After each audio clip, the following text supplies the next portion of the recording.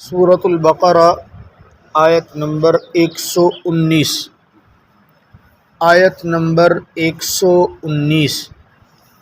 اعوذ باللہ من الشیطان الرجیم بسم اللہ الرحمن الرحیم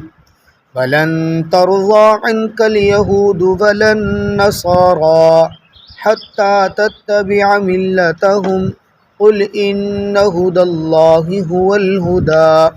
ولئن اتبعت أهواءهم بعد الذي جاءك من العلم ما لك من الله من ولي ولا نصير الذين آتيناهم الكتاب يتلونه حق تلاوته أولئك يؤمنون به ومن يكفر به فأولئك هم الخاسرون ولن ترضى ہرگز نہیں راضی ہوں گے عنک الیہود آپ سے یہودی ولا النصارى اور نہ ہی نصرانی حتی تتبع ملتہم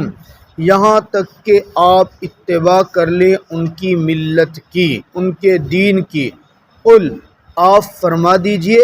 ان ھدی اللہ بے شک اللہ کی ہدایت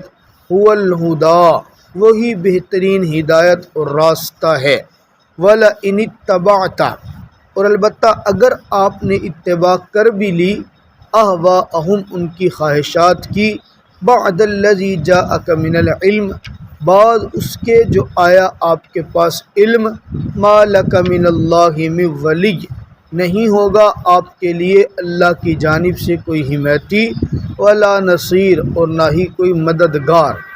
الذین آتیناہم الکتاب وہ لوگ کہ جن کو ہم نے عطا کی کتاب، یتلونہ حق تلاوتہ وہ تلاوت کرتے ہیں اس کتاب کی جیسا کہ تلاوت کرنے کا حق ہے۔ اولئک یؤمنون بہ یہی لوگ ہیں جو اس کے اوپر ایمان لانے والے ہیں۔ ومن یکفر بہ جو انکار کرتا ہے ان کا، فاولئک هم الخاسرون بس یہی لوگ خسارے والے ہیں۔ آپ صلی اللہ علیہ وسلم چونکہ آخری پیغمبر ہیں، آپ صلی اللہ تعالیٰ علیہ وسلم کے دل کے اندر یہ بات تھی کسی طریقے سے میری امت کا آخری فرد بھی کلمہ پڑھ کر اسلام میں داخل ہو جائے،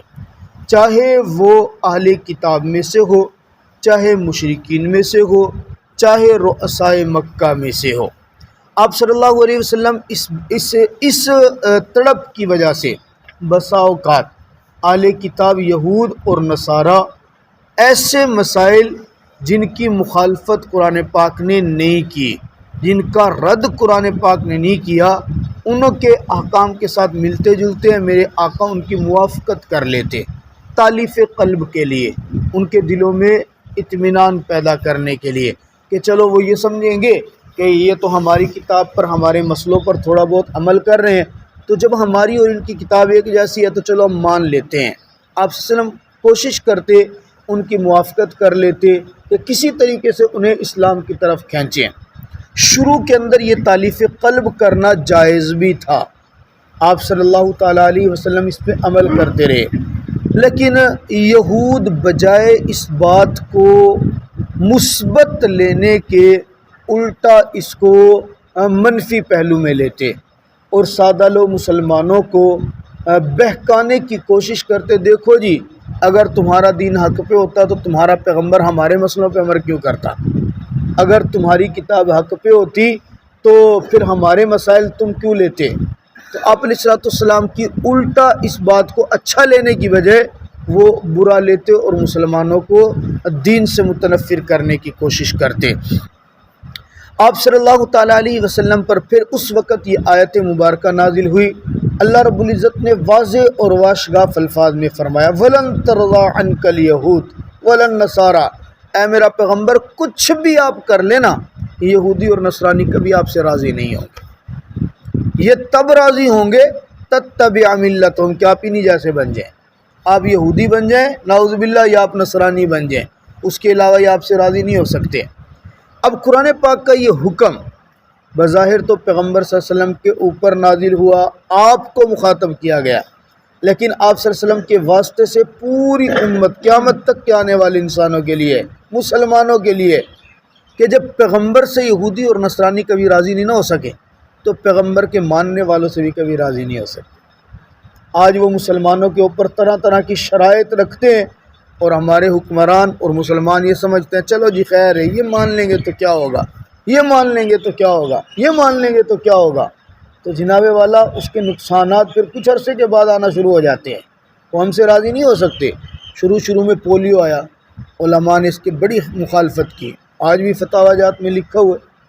پولیو کے قطرے پلانے کے بارے میں علماء نے اجازت نہیں دی، اس کو نہیں پلاؤ، یہ زہر ہے، میٹھا زہر ہے۔ اتنا درد ان کے سینے میں کیسے آ رہا ہے؟ وہ آپ کے لیے کروڑوں روپے خرچ کر رہے ہیں، اربوں روپے خرچ کر رہے ہیں، آپ کے بچوں کو قطرے پلائے جا رہے ہیں۔ بہرحال وہ پھر بعد میں بیماریاں بنا کے دکھا دی گئی، ایک الگ چیز۔ کورونا کی بیماری ہے، احتیاط پہلو کہا گیا، لیکن علماء اس وقت بھی بتاتے رہے کہ کچھ نہ کچھ ہے، یہ جو پلایا جا رہا ہے نا، یہ جو ٹکے لگائے جا رہے ہیں، کچھ نہ کچھ تو اس میں ہے۔ حالیہ رپورٹ آپ حضرات نے پڑھی ہوگی۔ اب وہ بنانے والے خود بتا رہے ہیں کہ وہ جو ویکسین جن کو لگائی گئی نا، جن کو ویکسین لگی ہے، ویکسین کا ری ایکشن اب ظاہر ہو رہا ہے کہ ان کے خون کے اندر لوتھڑے بننا شروع ہو رہے ہیں، اور اس کی وجہ سے ہارٹ اٹیک، دل کے دورے کی شرح پہلے سے بہت زیادہ بڑھ گئی ہے۔ اس کے اوپر مزید ریسرچ کی گئی تو بنیادی وجہ وہی ویکسین بن رہی ہے۔ کچھ تو تھا، بیماری تھی، ہوگی، بیماری کے معاملات تھے، ہم نے بڑی احتیاطیں کی، کر رہے تھے، ایک معاملہ تھا، اور جناب والا سارے نظامی تبدیل ہو گئے۔ لیکن اب حقائق کیا نظر آ رہے ہیں، وہ کچھ عرصے کے بعد مزید ہوں گے۔ ان کا مقصد مسلمانوں سے ہمدردی بالکل نہیں ہوتا، ان کا مقصد بہر صورت وہ مسلمانوں کے ساتھ کسی نہ کسی انداز کے اندر مخالفت کریں گے۔ پیغمبر سے وہ تب راضی ہو رہے ہیں جب پیغمبر ان کی ملت اختیار کریں، تو پیغمبر کی امت سے کیسے راضی ہوں گے؟ قل ان ھدی اللہ ھو الھدی، آپ صلی اللہ علیہ وسلم کو واضح فرمایا جا رہا ہے پھر اصل راستہ یہود کا نہیں ہے، اصل راستہ، اصل تو وہ ہے جو اللہ نے آپ کو ہدایت والا راستہ دیا، بالفرض والمحال۔ اے پیغمبر اگر آپ ان سے خدا نہ خواستہ، ممکن نہیں ہے، امت کو سمجھانے کے لیے اللہ نے پیغمبر کو مخاطب کر کے بتا بالفرض والمحال، وَلَئِنِ اتَّبَعْتَ أَهْوَاءَهُمْ، اگر آپ نے ان کی خواہشات کی اتباع کر لی، یہود اور نصارہ کی بات مان لی اور آپ چل پڑے، بعد الذی جاءک من العلم، اللہ نے حالانکہ آپ کے پاس سب کچھ نازل کر دیا، نازل آپ علیہ السلام پر ہوا، آپ سے صحابہ کو ملا، صحابہ سے ہمیں مل گیا، ہر چیز کھلی کھلی ملی ہوئی ہے، اگر پھر بھی یہود اور نصارہ کی اتباع کی، ما لک من اللہ من ولی ولا نصیر، اللہ کی جانب سے مدد اور